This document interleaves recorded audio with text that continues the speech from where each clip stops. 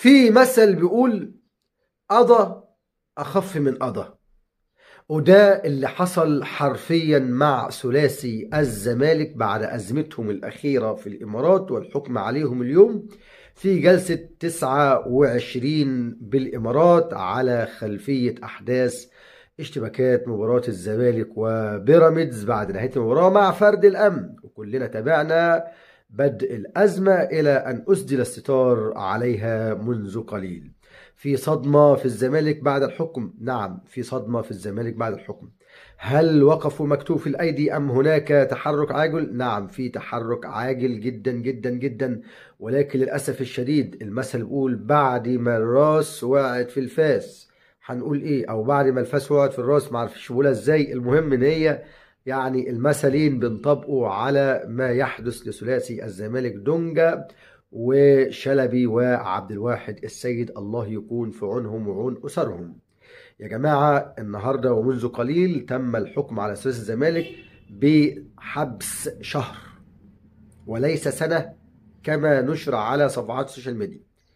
شهر و200 ألف درهم إماراتي. يعني في ناس هتاخد الحكم وتقول لك ده شوية عليهم، في ناس هيقول لك في يعني شخصيات بارزة مصرية وإماراتية تدخلوا لتخفيف الحكم من 6 شهور لشهر، توقع كل حاجة.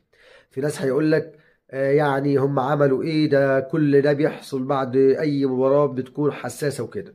برضه من حقك تقول، ولكن اللي لازم نتفق عليه يا جماعة، كنا مصريين إماراتيين عربيين أي مكان احنا اخوات، لابد من تطبيق القانون. والله والله والله لا أشمت، والله بل أنا حزين كل الحزن، لأن أنا لو مكانهم أكيد هزعل، أكيد هفكر في أولادي، أكيد هفكر في نفسيتي، أنا هفكر في جمهوري اللي واخد عني انطباع كويس دلوقتي يقول عليا إيه.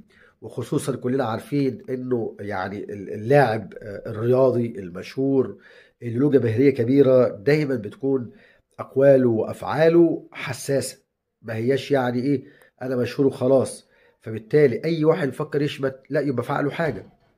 ما تقوليش بقى في الحته دي انا اهلاوي ولا زملكاوي ده بحفل عاده ولا بحفل عاده.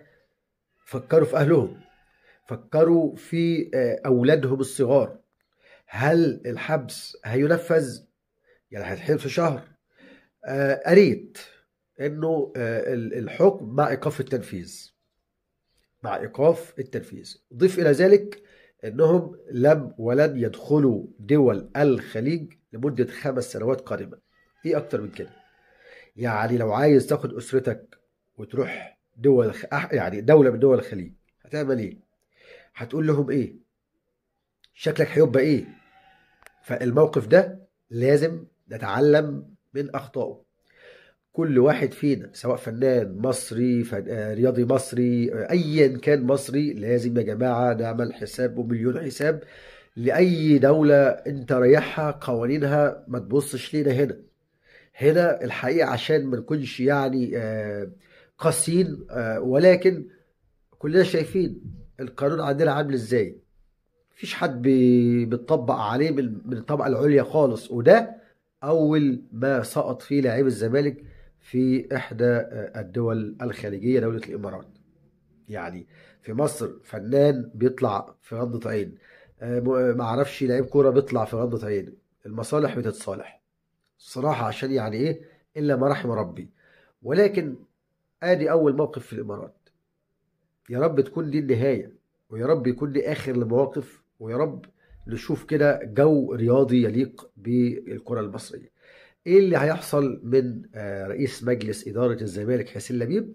هيقوم لجنة وتتقدم بطعن على الحكم لإلغاء يعني شهر الحبس ايا كان مع الايقاف او ايا كان تنفيذ. ده كله يا جماعه بيرجع في يعني شفتوا كل لاعب الفيش بتاعه هيبقى عامل ازاي. الحاجات دي السجلات دي المدنيه دي ما بتلعبش فيها.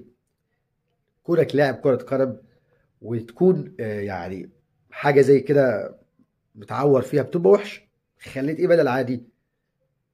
فده اللي عايز يسعى له مجلس اداره الزمالك عشان تحسين صوره اللاعب لشخصه ولأسرته ولأصدقائه ولجمهوره ولبلده. يعني ده اللي حسين لبيب بيحاول يسعى له. ما كان الموضوع اتلم الاول، يعني كان الموضوع تعقد جلسه طارئه بشخصيات كبيره وما الى ذلك. ولكن هنقول ايه في اخر الفيديو؟ دعواتنا للاهلي النهارده امام العين الاماراتي، وده اللي جمهورين الاهلي والزمالك بيحاولوا يضغطوا على لعيبه الاهلي انهم يغلبوا العين الاماراتي بعد يعني المواقف اللي حصلت في الامارات، ظنا من انها كره مصريه بتتفوق على الكره الاماراتيه. المباراه الساعه 8 ان شاء الله باستاد القاهره، وتوقعاتكم إيه المباراه والتشكيل الامثل اللي يليق بالنادي الاهلي امام العين الاماراتي؟ فرقه مش بتهزر، ولكن النادي الاهلي معروف، الاهلي مرحبا. دمتم في رعايه الله، والسلام عليكم ورحمه الله وبركاته.